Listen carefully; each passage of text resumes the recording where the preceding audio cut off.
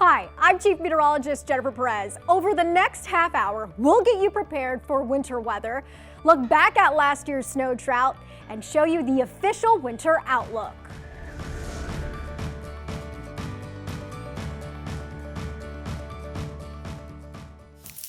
Last winter was a tough one for winter recreation, both for fun and the economy. To kick off this show, Ben Kuchner-Kavich recaps what caused last year's snow drought and how some area resorts are hoping to bounce back. The first leg of our journey takes us to Halfway Lake Cottages in the Newberry area. Now, where we're at right now usually gets more snow than the city of Newberry, but with last winter, it still wasn't enough. We'll usually see in an average snowfall 6 to 8 inches more than they do in town. And then as you go further north to Pine Stump or Deer Park, it will increase even more as you go north. Halfway Lake owner Julie Wall says this opportunity for winter recreation makes her cottages a popular place, and the lack of snow made her business take a huge hit last season. Normally we run about 90% occupancy from December through March, and last year we ran about 10%. So we felt it. We felt it a lot. Julie and her husband Chris have owned Halfway Lake Cottages since June 2019. We made it through COVID. We see a lot of different people come from all over the world. But last year's lack of snow brought a different challenge. Our business in the winter is snowmobilers or dog sledders. So both of those sports require snow. And when there's no snow, they cancel their reservations and really affect your occupancy, so therefore your income. So what did you have to do? We had a couple people still come anyway and just hang out and enjoy the peace and quiet of up north, but for the most part we had savings, luckily, so we got by, but not easily. When we got to March, it became pretty clear we weren't going to make up our snow deficit. I paid a visit to Michigan Tech to see how scientists at the Great Lakes Research Center collect water samples in the Keweenaw Waterway. They told me ice cover on the Great Lakes last winter was around 25 to 30% below normal. Now, I also went to the Michigan State University Upper Peninsula Research and Extension Center in Chatham, where researchers collect data for the National Weather Service. They told me last season's snowfall was the lowest total they ever observed, about 100 inches below the 25-year average.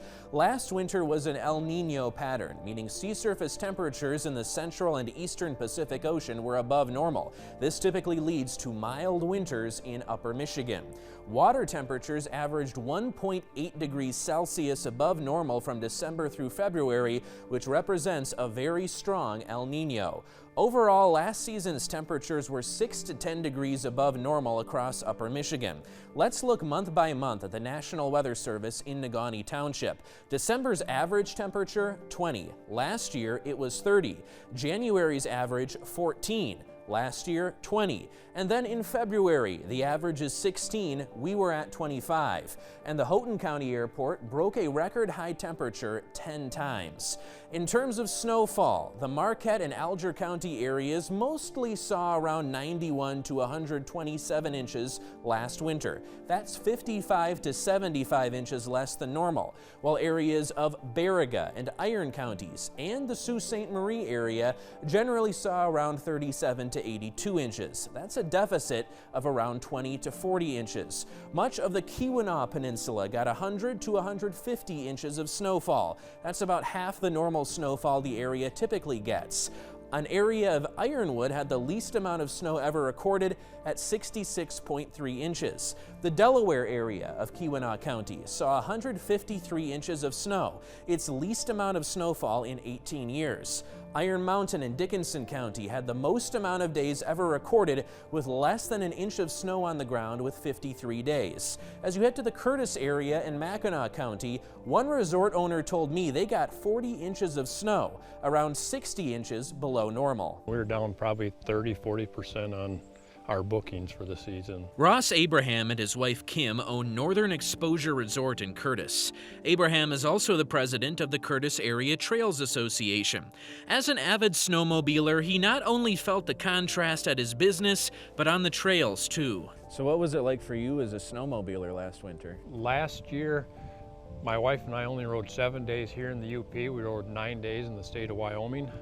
Just chasing snow. That was our thing. Along with owning the resort, Abraham says he and his wife both have other jobs, which helped them out last winter. He says his favorite part of owning Northern Exposure is meeting new people and seeing them have fun on their vacation.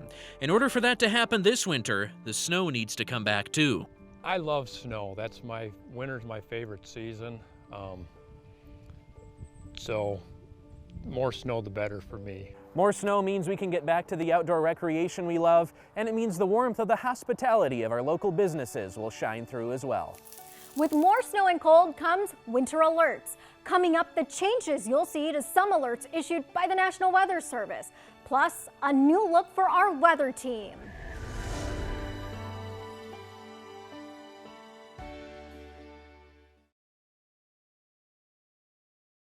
While you may rejoice when winter alerts are issued, to be properly prepared, it's important to understand what they mean.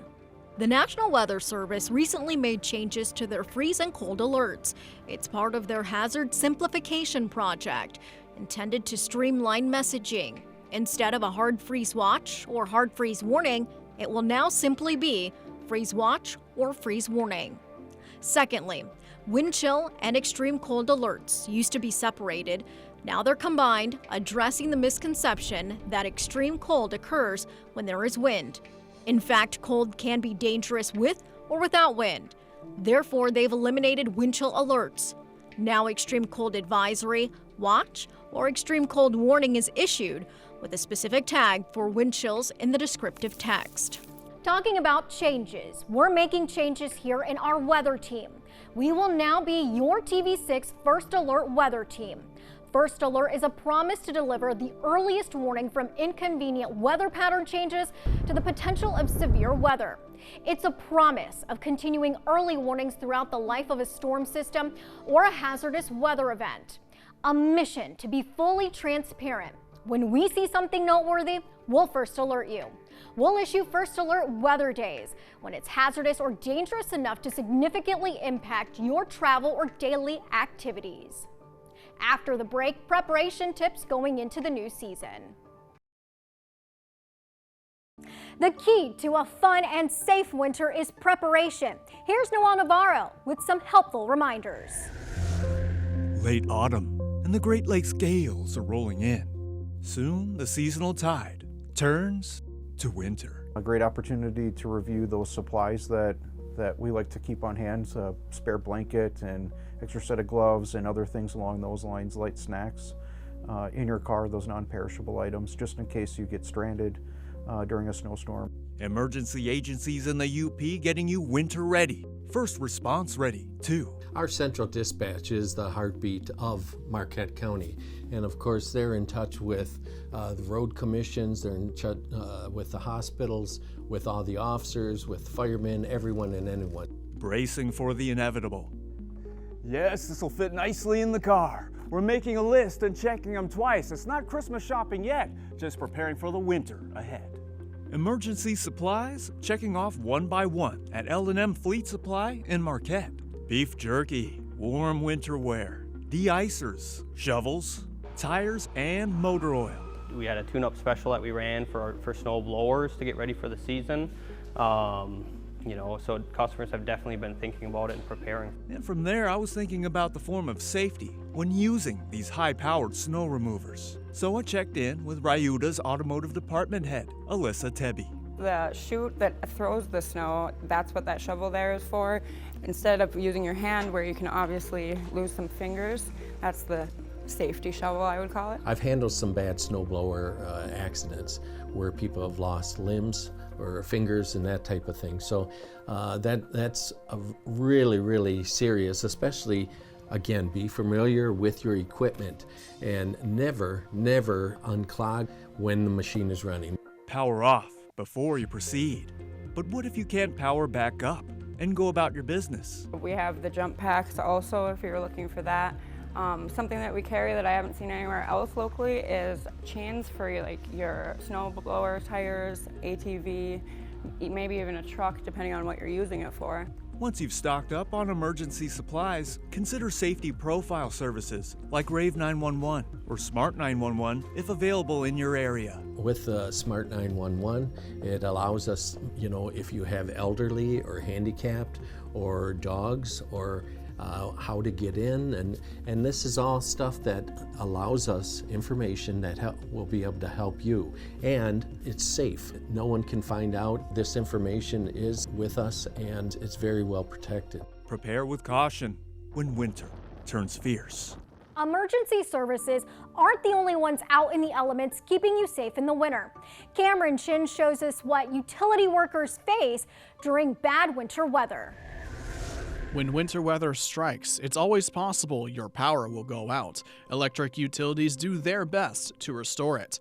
The Marquette Board of Light and Power is one of the providers in the UP.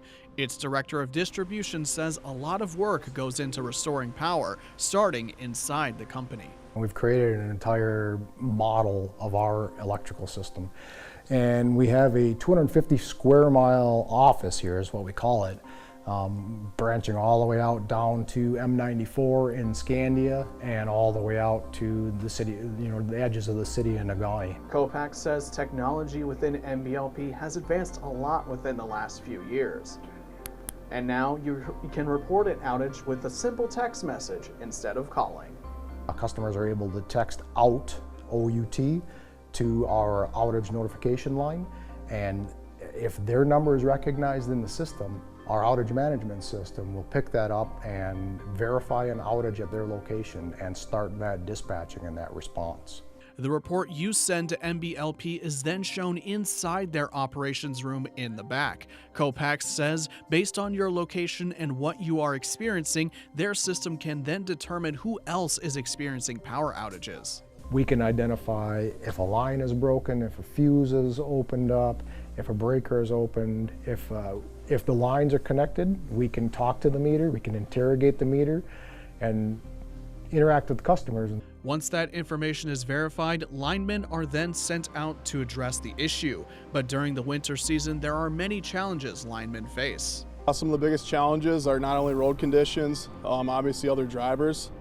Obviously with the slippery road, sometimes people aren't paying attention, so they don't have as much of a chance to brake before they see us, so we have to keep our eyes, open for them.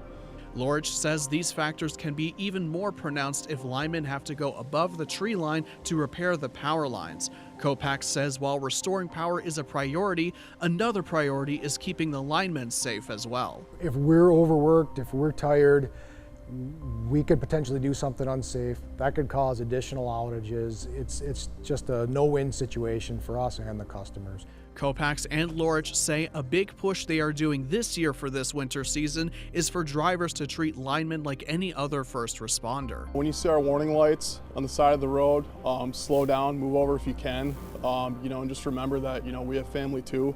We have people that we want to go home to at the end of our shift. So just drive with care and show us that courtesy. Lorich says while it may seem simple on the surface, it is a complex job to fix any type of issue and asks everyone to remain patient while they work. Up next, a look at how winter's evolved and the official winter outlook.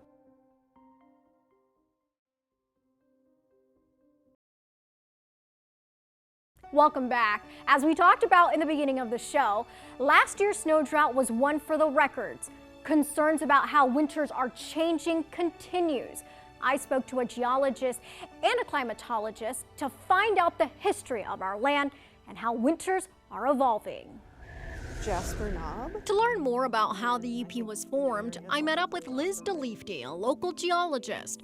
We hiked up to one of the oldest rock formations on Earth, known as Jasper Knob in Ishpeming. Technically like a mountain of jaspilite, which is jasper and hematite. It's 2 billion years old, older than Lake Superior. Over those years, jaspilite was formed by compaction of jasper and hematite from heat and pressure. She says the terrain of the UP is part of the Canadian Shield, formed by glacial and volcanic activity. Central western UP, we have, our mountains and our iron ranges. We have lots of old lava flows. And then on the eastern UP, We have much younger sedimentary rocks. That includes lots of sandstone shales, lots of carbonites, limestone dolomite. It's rugged, hilly terrain like this, which aids in snow accumulation during the winter. But it's becoming obvious our winters are changing. I think they've changed pretty drastically, especially the last few years where we barely had enough to go skiing at Marquette Mountain. I spoke with state climatologist Jeffrey Andreessen to find out how winters in the UP have evolved throughout history and what we can expect in the future. Really, since the middle of last century, especially since the 1970s and 80s, Michigan has become warmer and wetter. Andreessen says the UP has a continental climate. The location, combined with Lake Superior plus Canadian and Arctic air masses, gives us what we consider to be a typical UP winter. But now our winters are notably warmer. So if you look at the months of December, January, and February, it's increased about 3 degrees Fahrenheit since the late part of the 19th century. It's also interesting to note that it's not symmetrical. There's been more change at night with our minimum temperatures than there has been during the daytimes. He says human activity, land use, and warmer waters are contributing to a rapid change in our climate, resulting in more variable winters. We may have just as much or even maybe more precipitation in the winter season, but more of it would fall in liquid and melted in rainfall. But it doesn't necessarily mean that the overall average, or some years are still going to have really heavy snowfall. There's no doubt that will continue, but it's just that, again, the variance between those extremes is going to probably be larger, just like what we've observed. This means typical UP winters aren't a thing of the past, but they might not happen consistently every year. That will continue to impact winter recreation and snow lovers for years to come. Hopefully this year winter will be a little more, we'll have a little bit more snowfall. We can do more snow activities, but without getting into the whole climate change crisis, it's like, I don't know what's in store for us, really. Research shows warmer and wetter could be the new normal, with the potential of our average temperature increasing another 3 to 4 degrees towards the end of the century. Here we are, the moment you've been waiting for, the 2024-2025 winter outlook. Last winter, we were influenced by the El Nino. That's not the case this year. Here are the 3 global features we're monitoring this winter.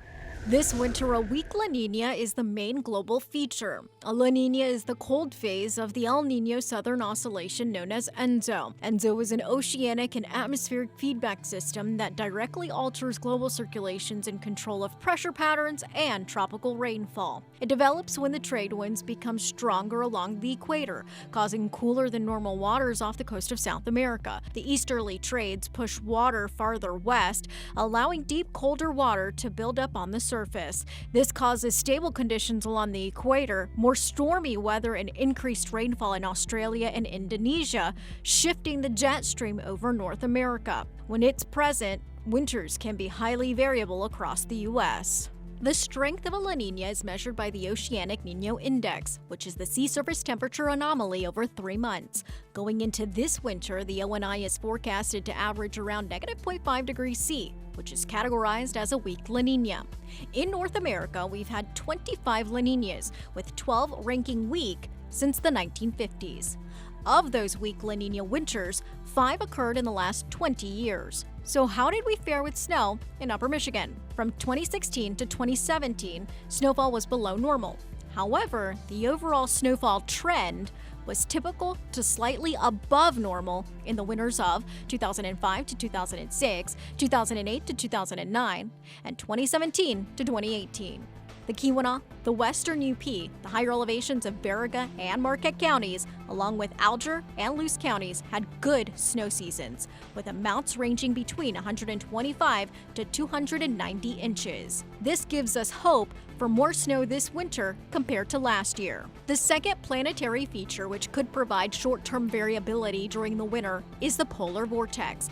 It is a large area of low pressure and cold air that extends from the ground to the top of the stratosphere at the poles. The strength of the polar vortex is classified by the strength of the counterclockwise wind circulation.